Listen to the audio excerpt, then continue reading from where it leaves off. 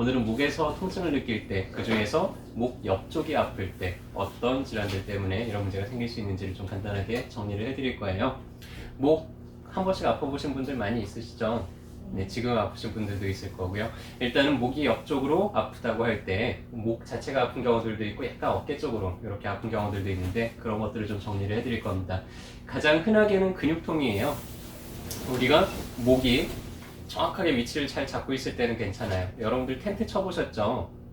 텐트를 칠 때 폴대를 딱 세워놓고 천막을 얹고 사방팔방에서 이제 밧줄을 이어가지고 팽팽하게 잡아 당기면은 가장 팽팽하게 텐트가 위치 모양을 잘 잡고 있을 겁니다. 근데 만약에 폴대가 한쪽으로 이렇게 기울었다 그러면 어떻게 될까요?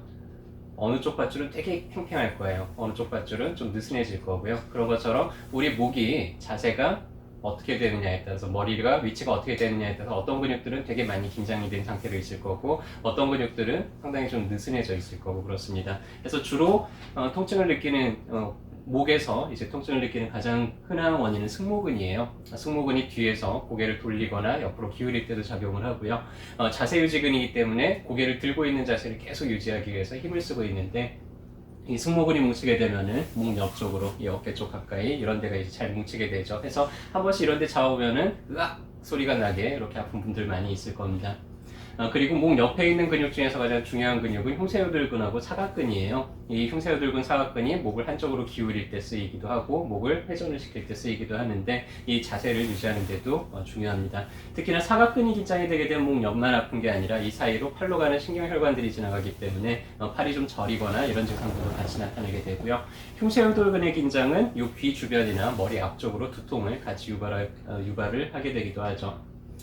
그리고 경판상근이나 견갑거근은 약간 어깨 뒤쪽, 목 옆쪽으로 이렇게 통증을 일으키게 되는데 근육통들의 특징은요. 계속 그 근육이 긴장된 상태로 오래 한 자세를 유지할 때 은근하게 아픈 그런 통증들을 느끼게 되고요. 근육이 긴장이 되어 있다 보니까 그 근육이 늘어나야 될 때, 가령 고개를 반대로 돌릴 때 이 한쪽이 좀 많이 당긴다든지 이런 식의 느낌들을 느끼게 됩니다.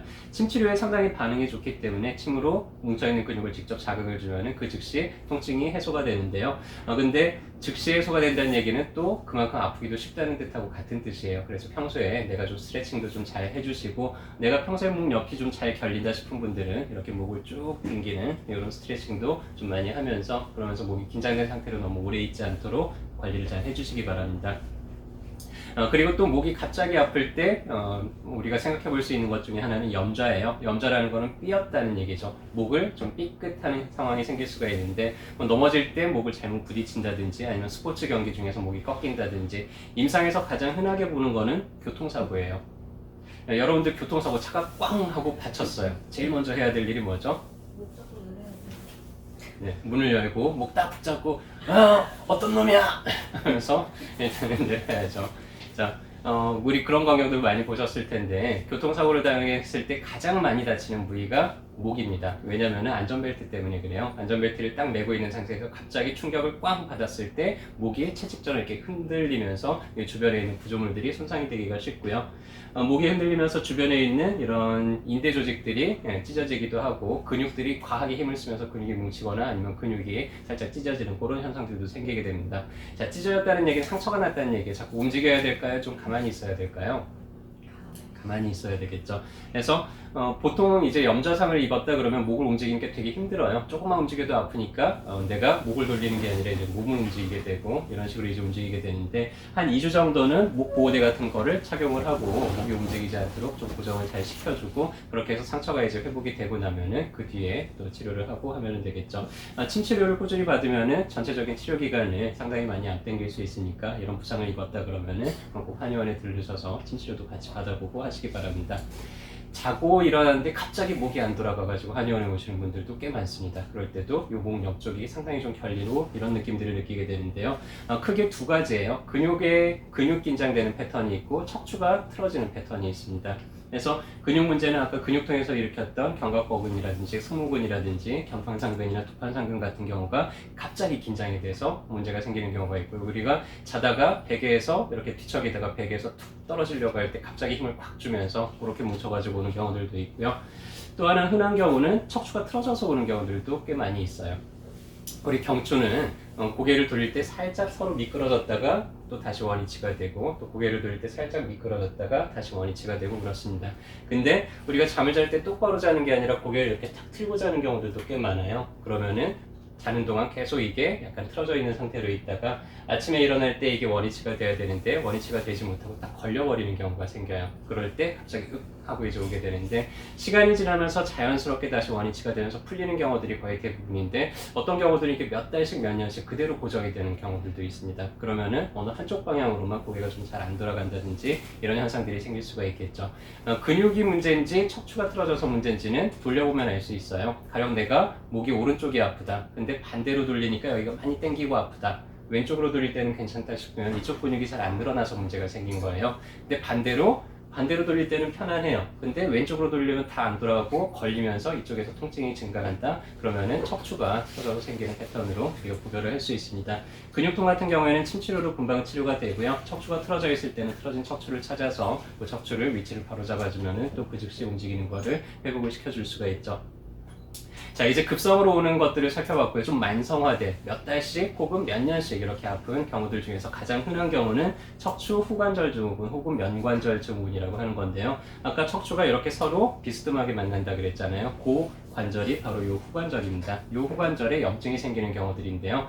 대부분 그냥 생기는 게 아니라 척추 한 마디 정도 이렇게 좌우로 틀어지거나 해서 문제가 생기는 경우들이 많습니다. 그래서 우리가 기아가 정확하게 맞물릴 때는 괜찮은데 어디 하나가 살짝 틀어져 있으면은 움직일 때마다 계속 부딪히는 마찰이 좀 심한 부위가 생길 거잖아요. 그래서 척추가 틀어진 채로 이제 움직이게 되면은 이 후관절 어느 한 부분이 상당히 마찰이 증가가 되면서 염증이 생기기가 쉬워집니다.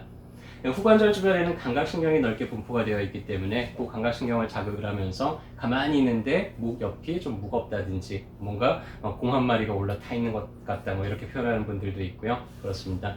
이 후관절 증후군은요, 관절이 압력이 증가할 때 통증도 더 증가를 해요. 그래서 고개를 숙이거나 할 때는 이 후관절이 벌어지기 때문에 괜찮습니다. 만약에 내가 오른쪽 목이 아프다, 반대쪽으로 돌리거나 할 때는 편안해요. 근데 그쪽으로 압력이 증가가 될 때, 가령 고개를 뒤로 젖히거나 고개가 왼쪽으로 기울어진다든지 그쪽 방향으로 돌릴 때 통증이 일관되게 좀 그쪽에서 통증이 증가가 된다면 후관절 쪽에 문제일 가능성이 높고요.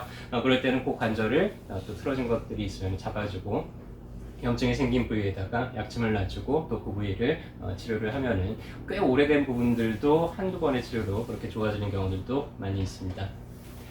내가 목이 아플 때 가장 걱정하는 것 중에 하나가 혹시 디스크 아니야? 뭐 이런 문제로 걱정을 하시는 분들이 있을 텐데요.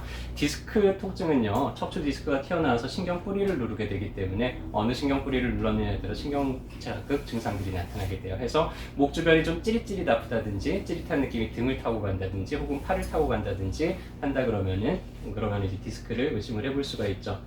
디스크가 어느 신경을 눌렀느냐에 따라서 이 신경을 따라서 내려가는 자극 증상들이 다른데요. 약간 하부경추가 눌렸을 때는 팔 쪽으로 저리는 증상들이 같이 나타나게 되고요. 4, 5번 정도의 신경이 눌리게 되면 목 주변으로 좀 찌릿찌릿한 통증들을 많이 느끼게 됩니다. 디스크를 검사를 하는 방법은요, 그 디스크, 신경이 눌려있는 자리를 좀 더 눌러보면 알 수가 있어요. 그래서 만약 내가 왼쪽 어깨가 저리거나 왼쪽 팔이 저리다면은 고개를 왼쪽으로 살짝 돌려놓고 그쪽 방향으로 목을 쭉 눌러봅니다. 그때 신경을 더 눌러볼 수가 있어요. 그때 찌릿찌릿찌릿하는 느낌이 심해진다면은 디스크를 의심을 해볼 수가 있고요. 한 번 더 목을 쭉 잡아 빼봤을 때 그러면은 이제 척추 사이가 좀 늘어나겠죠. 그때 저리는 느낌이 좀 사라진다면은 디스크를 강력하게 의심을 해볼 수가 있습니다. 정확한 진단은 엑스레이로는 알 수가 없고요. MRI를 찍어봐야지만 디스크를 정확하게 평가를 할 수가 있고, 디스크가 튀어나왔다고 해서 터졌다고 해서 꼭 수술해야 되지는 않습니다.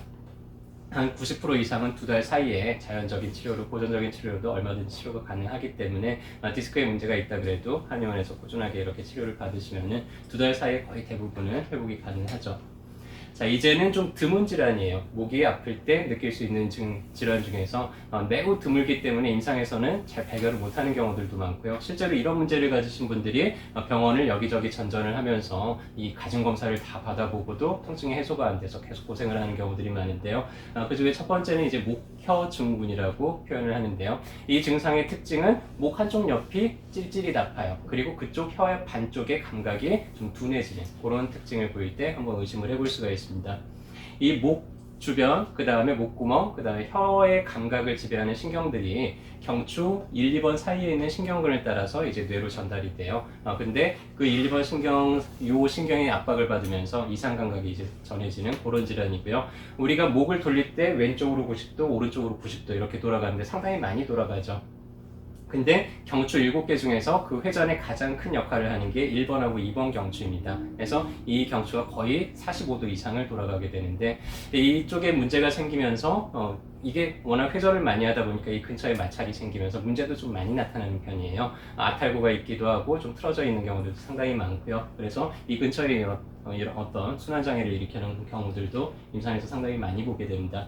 그래서 목혀증후군이 있는 분들의 가장 큰 특징은 목이 잘 안 돌아가는 거예요. 그쪽 방향으로. 그리고 목을 그쪽으로 돌리려고 하면은 목의 통증들이 훨씬 더 증가를 하게 되고요. 반쪽 혀가 감각이 없거나 찌릿찌릿하거나 이런 느낌들을 받게 되고 또 환자 본인 자체는 혀가 뭔가 이상해요. 그러니까 자꾸 혀를 날림거리거나 이러면서 혀를 좀 움직이려고 하는 그런 것들을 특징적으로 볼 수가 있게 됩니다.